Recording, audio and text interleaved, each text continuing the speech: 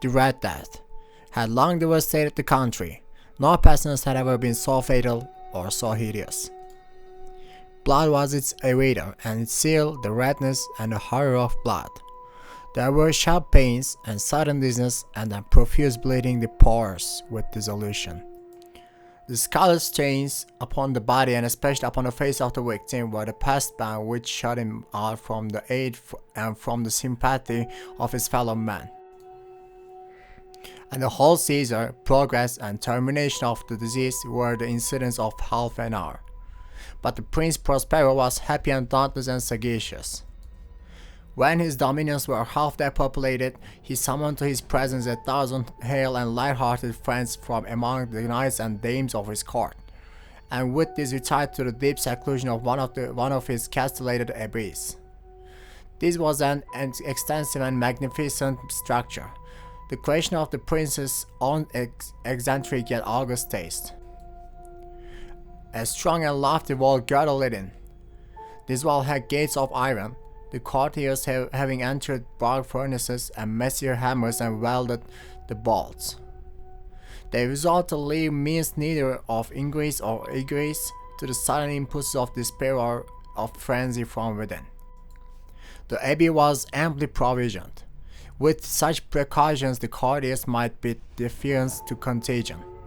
The external world could take care of itself. In the meantime, it was folly to grieve or to think. The prince had provided all the appliances of pleasure. There were buffoons, there were improvisatory, there were ballet dancers, there were musicians, there was beauty, there was wine. All these and security were within, without was the Red Death. It was toward the close of the 5th or 6th month of his seclusion, and while the pestilence raged most furiously abroad, that the Prince Prospero entertained his 1,000 friends at a masked ball of the most unusual magnificence. It was a voluptuous scene, the masquerade. But first let me tell of the rooms in which it was held. There were 7 an imperial suites. In many palaces, however, such suites form a long and straight vista, while the folding doors slide back nearly to the walls on either hand so that the view of the whole extent is scarcely impeded. Here the case was very different, as might have been expected from the Duke's love of the bizarre. The apartments were so irregularly disposed that the vision embraced but little more than one at a time. There was a sharp turn at every 20 or 30 yards, and at each turn a novel effect. To the right and left, in the middle of each wall, a tall and narrow Gothic window looked out upon a closed corridor which pursued with the windings of the suite. These windows were of stained glass whose color varied in accordance with the prevailing hue of the decoration of the chamber into which it opened. At the eastern extremity was hung, for example, in blue, and vividly blue were purple. The third was green throughout, and so were the casements. The fourth was furnished and lighted with orange, the fifth with white, the sixth with violet. The 7th apartment was closely shrouded in black velvet tapestries that hung all over the ceiling and down the walls, falling in heavy folds upon a carpet of the same material and hue. But in the chamber only, the color of the windows failed to correspond with the decorations. The panes here were scarlet, a deep blood color. Now, in no one of the 7 apartments was there any lamp or candelabrum, amid the profusion of golden ornaments that lay scattered to end and fro or depended from the roof. There was no light of any kind emanating from lamp or candle within the suite of chambers, but in the corridors that followed the suite there stood, opposite to each window, a heavy tripod bearing a brazier of fire that projected its of gaudy and fantastic appearances. But in western or black chamber, the effect of the firelight that streamed upon the hangings through the blood-tinted panes was ghastly in the extreme, and produced so wild a look upon the countenances of those who entered, that there were few of the company bold enough to sell food within its precincts at all.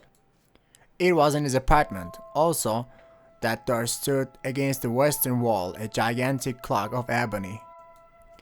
Its pendulum swung to and fro with a dull, heavy, monotonous clank, and when the minute hand made the circuit of the face, and the hour was to be stricken, there came from the brazen lungs of the clock a sound which was clear and loud and deep and exceedingly musical, but of so peculiar a note and emphasis that at each lapse of an hour the musicians of the orchestra were constrained to pause momentarily in the performance to hearken to the sound, and thus the waltzer perforce ceased their evolutions, and there was a brief disconcert of the whole gay company, and while the chimes of the clock yet rang, it was observed that the giddiest grew pale, and the more aged and sedate passed their hands over their brows as if in confused reverie or meditation. But when the echoes had fully ceased, a light laughter at once pervaded the assembly. The musicians looked at each other and smiled as if at their own nervousness and folly, and made whispering vows, each to the other, that the text chiming of the clock should produce in them no similar emotion. And then, after the lapse of 60 minutes, which embraced 3,600 seconds of the time that flies, there came yet another chiming of the clock, and there were the same disconcert and tremulousness and meditation as before. But in spite of these things, it was a gay and magnificent revel. The tastes of Duke were peculiar. He had a fine eye for colors and effects. He disregarded the decor of mere fashion. His plans were bold and fiery, and his conception glowed with barbaric luster. There are some who would have thought him mad. His followers felt that he was not. It was necessary to hear and see and touch him to be sure that he was not. He had directed in great part the movable embellishment of the 7 chambers upon occasion of these great fetes, and it was his own guiding taste which had given character to the masqueraders. Be sure they were grotesque. There were much glare and glitter and piquancy and phantasm, much of what has been seen in Hernani. There were arabesque figures with unsuited limbs and appointments. There were delirious fancies such as the madman fashions. There were much of the beautiful, much of the wanton, much of the bizarre, something of the terrible, and not a little of that which might have excited disgust. To and fro in the 7 chambers there stalked, in fact, a multitude of dreams. And these, the dreams, within and about, taking hue from the rooms and causing the wild music of the orchestra to seem as the echo of their steps. And anon there strikes the ebony clock which stands in the hall of the velvet, and then, for a moment, all is still, and all is silent, save the voice of the clock.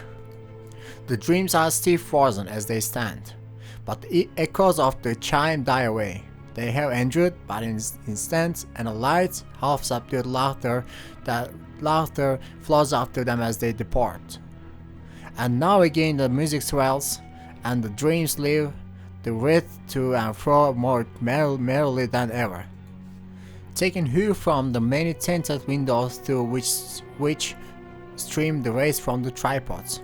But to the chamber which lies most westwardly of the 7, there are now one of the maskers who venture, for the night is waning away, and there flows a ruddier light through the blood-colored panes, and the blackness of the stable drapery appalls, and to him whose foot falls upon the stable carpet, there comes from the near clock of ebony a muffled peal more solemnly emphatic than any which reaches their ears who indulge in the more remote gaieties of their other apartments.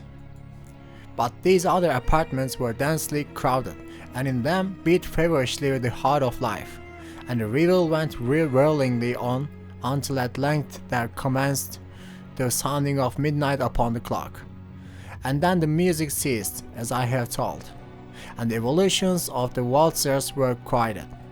And there was an uneasy cessation of all things as before. But now there were 12 strokes to be sounded by the bell of the clock. And thus it happened.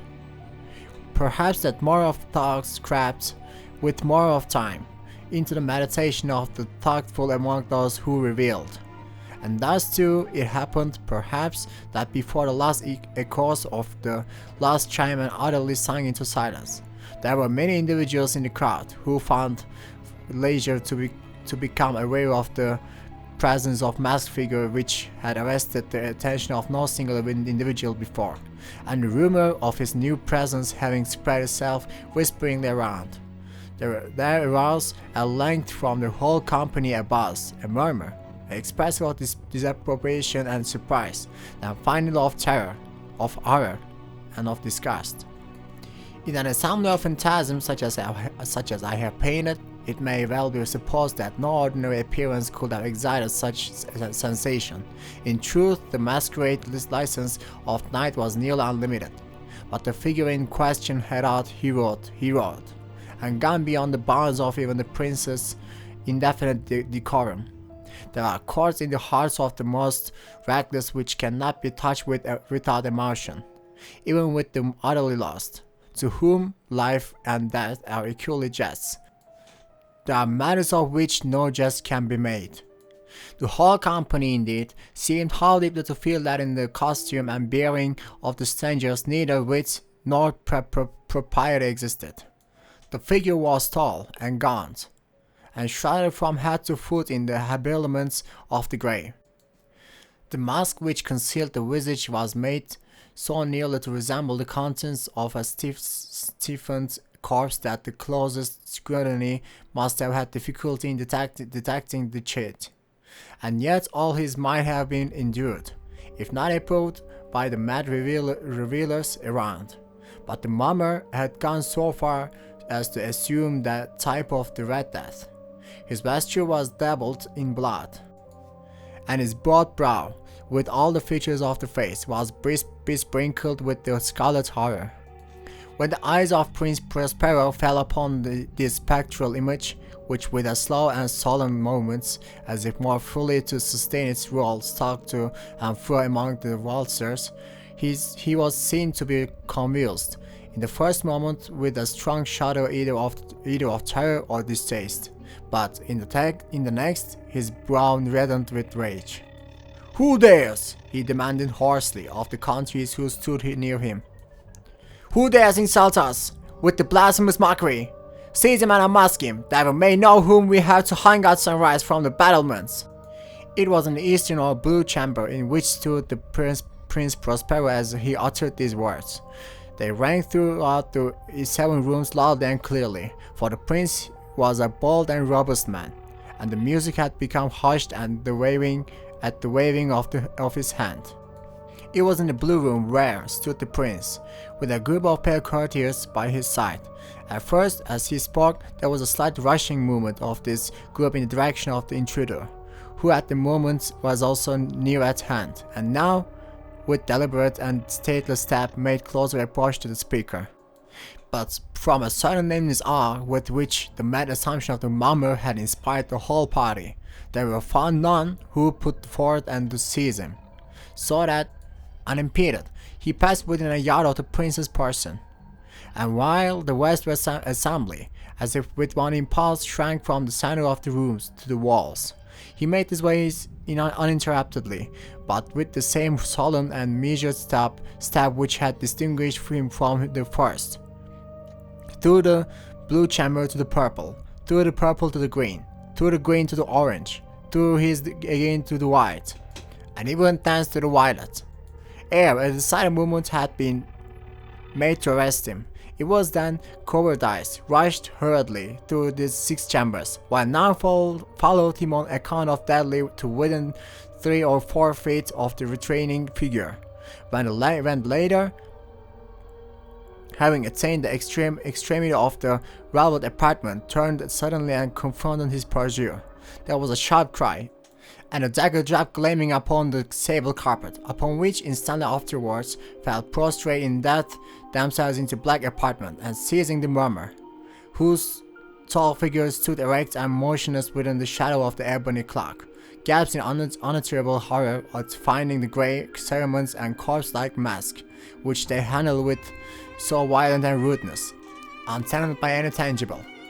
And now was acknowledged the presence of the Red Death. He had come like a thief in the night, and one by one dropped the revelers in the blood bedewed house of their revel, and died each in the despairing posture of his fall.